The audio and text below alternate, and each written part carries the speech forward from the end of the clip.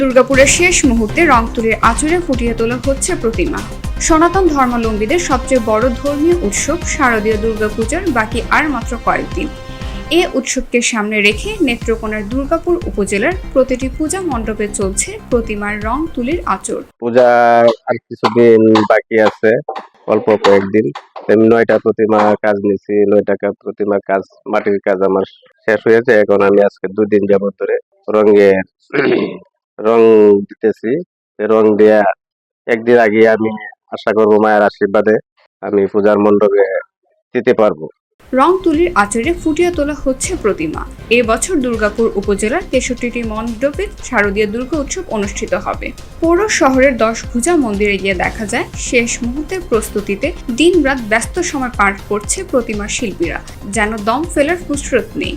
শিল্পী রং তুলির ছোঁয়ায় প্রতিটি প্রতিমা জেগে উঠেছে সব মহিমায়। তুলির শৈল্পিক আঁচড়ে ফুটে উঠেছে মা দুর্গা, গণেশ, কার্তিক, সরস্বতী, লক্ষ্মী ও মহিষাসুরের প্রতিমা। প্রতিমার শিল্পীরা জানান, মাটির কাজ শেষে এখন রং তুলির কাজে ব্যস্ত সময় পার করছেন। নির্দিষ্ট সময়ের আগে প্রতিমাগুলোর কাজ শেষ করা হবে। আমরা 2 দিন আগে মাটির কাজ শেষ করে এখন আমরা প্রতিমাতে রং দেওয়ার কাজ শুরু করছি, কারণ এখন আর আমরা সময় প্রায় কাছে আসছে। আর এখন ভরপুর ভাবে আমরা আমাদের কাজ আরো অগ্রগতিতে আগে নিচ্ছি। আমরা এই দশভুজা বাড়িতে আমি নারায়ণ মামার সাথে এই 9টা প্রতিমা তৈরি করছি।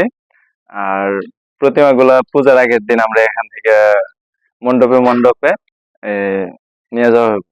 সনাতন ধর্মাবলম্বীরা জানান, গণেশ, কার্তিক, লক্ষ্মী ও সরস্বতী এ 4 ছেলেমেয়েকে নিয়ে এবার দোলাই করে বাবার বাড়ি মর্তন লোকে আসবেন দেবী দুর্গা, আর কৈলাসে ফিরে যাবেন গজে। দেবী দুর্গা আরাধনায় সকল অশুভ শক্তি বিনাশ করে শুভ শক্তির অভ্যুদয় ঘটবে, এটাই আমাদের প্রার্থনা। প্রতি বছরের ন্যায় এই বছরও সনাতন ধর্মাবলম্বী সবচেয়ে বড় ধর্মীয় উৎসব শারদীয় দুর্গাপূজা অনুষ্ঠিত হতে যাচ্ছে।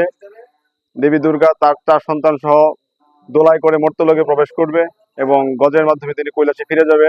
দেবী দুর্গার আরাধনায় অশুভ শক্তির বিনাশ ও শুভ শক্তির অভ্যুদয় ঘটবে, এ আমাদের প্রার্থনা।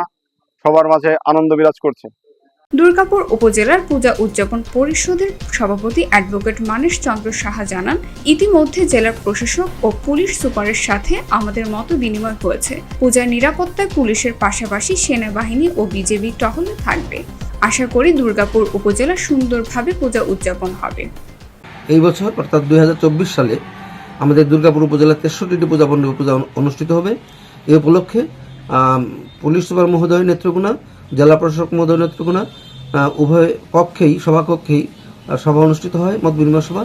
এবং সেখানে আর্মি অর্থাৎ সেনাবাহিনী, বিজিবি তারাও আমাদের এই পূজায় সর্বোচ্চ নিরাপত্তা দিবে এই আশ্বাস আমরা পেয়েছি।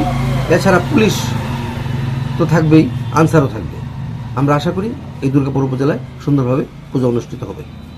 দুর্গাপুর উপজেলার নির্বাহী কর্মকর্তা এম রকিবুল হাসান জানায়, পূজা নিরাপত্তা নিশ্চিন্তে মাঠে সেনাবাহিনী, বিজেপি, পুলিশ ও আনসার বাহিনী থাকবে। পাশাপাশি উপজেলার প্রশাসন থেকে একটি কন্ট্রোল রুম থাকবে। আগামী 9 অক্টোবর ষষ্ঠীর মধ্য দিয়ে শুরু হবে সনাতন ধর্মাবলম্বীদের সবচেয়ে বড় উৎসব দুর্গাপূজা। তার এই অক্টোবর দশমীর মধ্য দিয়ে শেষ হবে এই বছরের দুর্গাপূজার আনুষ্ঠানিকতা।